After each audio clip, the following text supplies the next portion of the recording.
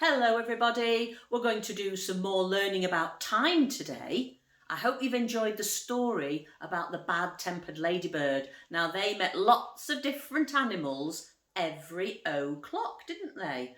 And we're going to use that story to help us tell the time. Now before we do that, we need to make a clock. So that's your challenge today, to make a clock.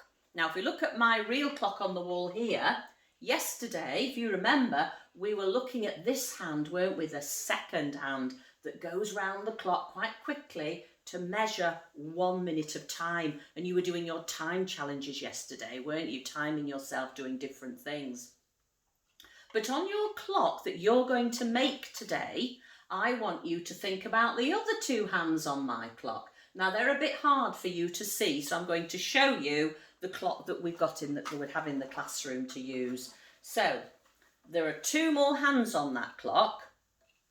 One of them is long, and that's the blue hand here, and that's the minute hand. So that's measuring minutes round the clock. And if we look at all the little blue lines around the outside, that's where all the minutes tick to. So like the seconds were going round the clock, the minute hand is moving every minute around the clock. And there are 60 minutes all the way around the clock. So when that minute hand has gone all the way around the clock, it's been an hour of time. So we need a long hand. We also need a short hand like the red one. Now the red hand is measuring the hours. So this hand moves quite slowly. So when the minute hand has been all the way around the clock, watch what the red hand is doing, the hour hand. Can you see that the hour hand moved from the 4 to the 5? So this measures the hours. So when you measure or make, your clock today, you need to make two hands. You need to make a long minute hand and a short hour hand. And I think it might be really useful if you could to make them in two different colours, so that will help you remember which is which. And we'll learn a little bit more about them tomorrow. Now the other thing that you need to put on your clock are the numbers. So we've got the numbers going all the way round to number 12. So we've always got the 12 at the top and we've always got the 6 at the bottom. So that's how we tell the time.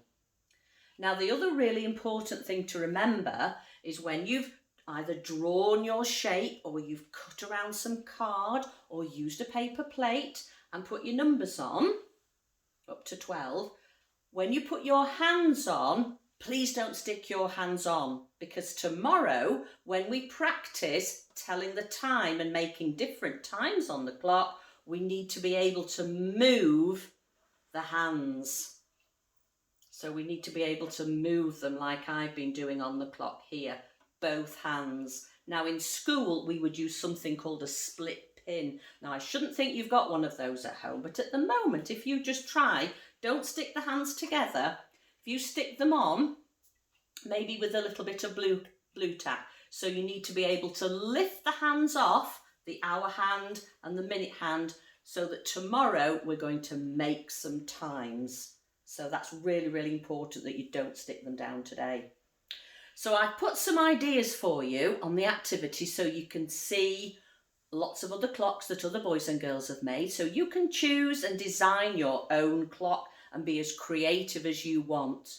And then you might just start talking to your grown-up as well. Like the bad-tempered ladybird had a busy day meeting lots of animals. Maybe you could talk to your grown-up about what you do at certain times of the day. Maybe what time you get up, what time you have your breakfast, what time you get dressed, what time do you come to school and have your dinner at school, what time do you have your tea.